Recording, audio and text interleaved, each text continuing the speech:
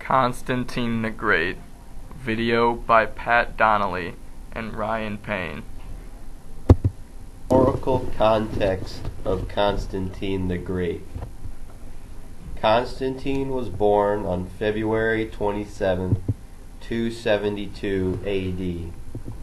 He was born in the city of Naissus.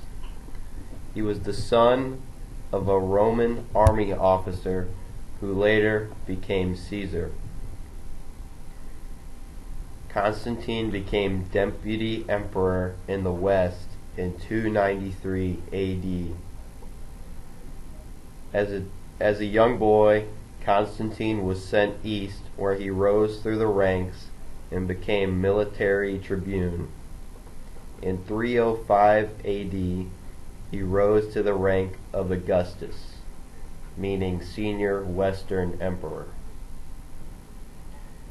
He became emperor by the army after his father's death in 306 AD, and later became the sole emperor for 320. As emperor, Constantine enacted many reforms to strengthen the empire.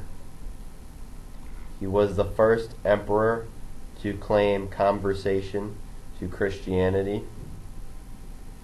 He issued the Edict of Milan that protected Christians in the empire in 313 AD, and he called the First Council of Nicaea in 325 AD, professed by Christians. He built the new imperial residence at Byzantine. He renamed it Constantinople after himself. Constantinople later became the capital of the empire. He converted to Christianity on his deathbed on May 22, 337 AD. And after death, he is considered a significant figure in the history of Christianity. Constantine and his philosophies. Christianity has seen and recently adopted Constantine as one of its own figures. Constantine was open to new philosophical ideas even up to his death, when he converted himself. Pagan Sopater of Apamea had much influence on him. Much of the first-hand knowledge of the emperor came from Eusebius of Caesarea. This man cast Constantine as a very pro-Christian. Constantine was proclaimed as the first Christian emperor, but could have had doubts throughout his life, which is seen when he finally converted to Christianity on his deathbed.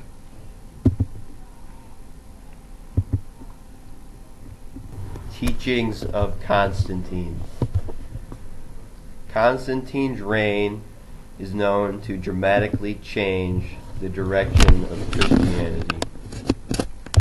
Although Constantine is a said supporter of Christianity, he supported the sun god throughout his life and had many different philosophical ideas throughout his life. He accelerated the change with his hatred for Jews. An example of this would be at the Council of Nicaea, when church authorities replaced the biblical Passover with Easter. As a supporter of the sun worship, it led him to endorse Sunday as a day to worship the sun. Other changes Constantine made were he changed the relationship of Christianity to the state, and he changed the headquarters from Jerusalem to Rome, later known as Constantinople, renamed after himself.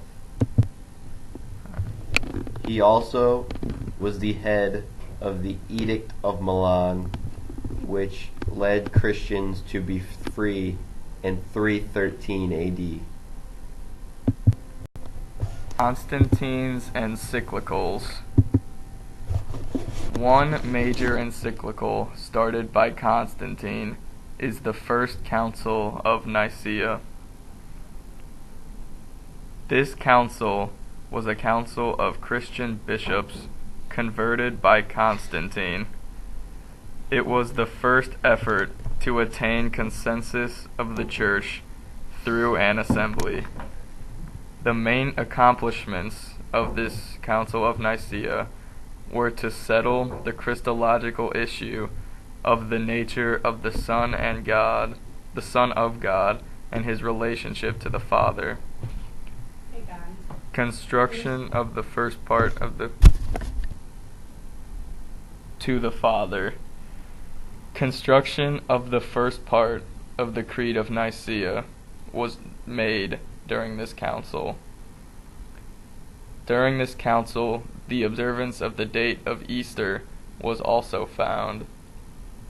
The next council following Constantine and his death was the First Council of Constantinople.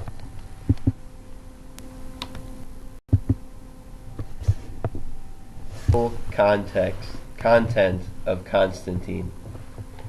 Constantine's parents were Saint Helena, a very Christian woman, and Constantius Chlorus. Helena was a Greek native and became the consort of Constantine's father. She ranks as an important figure in Christianity because of her influence on Constantine and her road to sainthood. She is allegedly known for discovering the true cross of Jesus. Constantine's father, Constantius Chlorus, was the emperor before Constantine. He is also the founder of the Constantinian dynasty.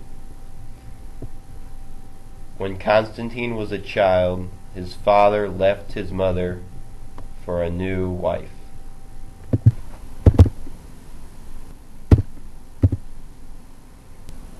Constantine and his influences on people and the people he influenced. One influence of Constantine is God himself when he sent Constantine a vision.